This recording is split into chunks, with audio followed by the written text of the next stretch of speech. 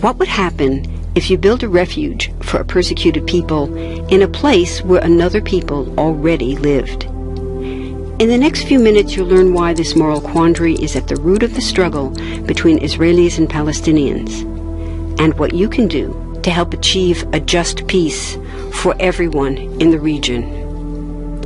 First, there are a couple of things it's helpful to understand. One, many Jews fled harsh persecution in anti-Semitic Europe, especially the Nazi Holocaust. Zionists encouraged massive immigration to historic Palestine, at that time a British colony, where Jews had an age-old connection and where small Jewish communities had long existed among larger groups of indigenous peoples. But when the UN offered the Jewish immigrants the majority of the land for a new state called Israel, for the indigenous Palestinians who lived there, it was a massive destruction of life. They rejected the UN's partition plan, and several Arab states invaded the new state of Israel. Israeli forces essentially erased over 400 Palestinian villages and towns.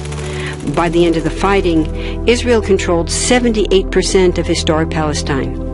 And when 750,000 Palestinians who fled or were expelled during fighting tried to return to their homes where the new state now stood, they were permanently barred by the Israeli government. While over 100,000 of their relatives and neighbors who hadn't left became second-class citizens of the new state, along with the new Jewish majority.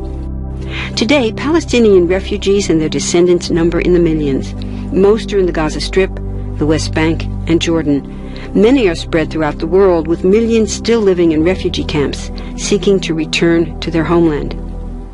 To sum up, one group of refugees found a much-needed home, but in the process, a new group of refugees was created. Here's the second thing to understand. Israel was founded as a Jewish state.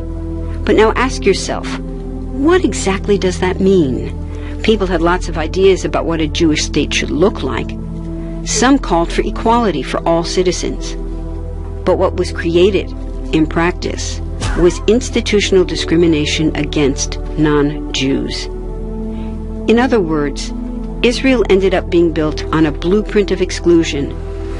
The Israeli government wants maximum land and resources for Jews, but not the Palestinians living there.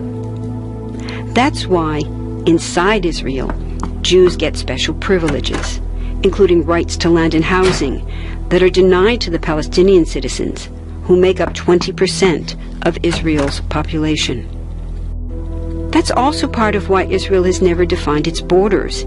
In fact, they still hold on to land, the West Bank and Gaza, that they conquered in the war in 1967. Since then, Israel has built Jewish settlements throughout the occupied West Bank, building Jewish-only cities and supplying them with infrastructure like roads and army camps, schools, and even a college. Military occupations are meant to be temporary, but after 40-plus years, this one looks permanent and entirely unjust. In the West Bank, Israeli Jewish settlers and Palestinians live on the same land, but must live under two completely separate and unequal systems of Israeli law. The Jewish settlers dominate the natural resources, including water and agricultural land, and they're backed by the Israeli army. To maintain the occupation, Israel has demolished thousands of Palestinian homes and orchards, confiscated Palestinian land, bombed a captive civilian population in Gaza, and punished resistance with raids, arrests, and assassinations, all to gain maximum land, while making life so difficult for Palestinians that they will either leave or be too afraid to resist. Palestinians have fought back.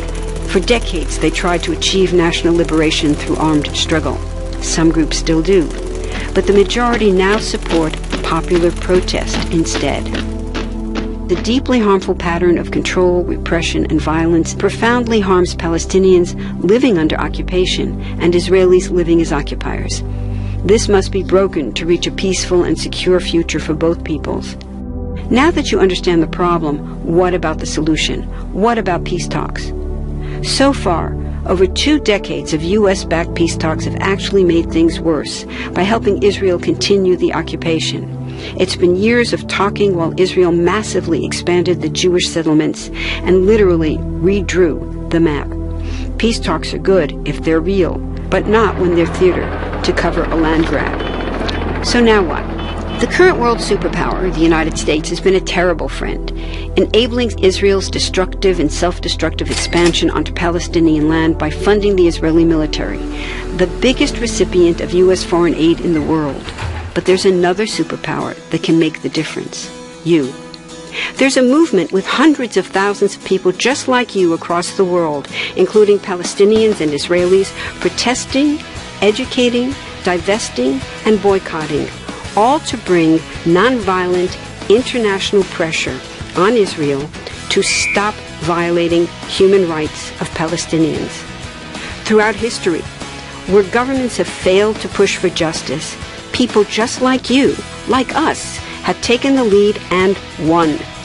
Now it's the Palestinians' turn for freedom and justice. We can pressure Israel to end the occupation and the discrimination. We want all people, Jews and Palestinians, to have equality, human rights, and democracy. We can change history. Join us.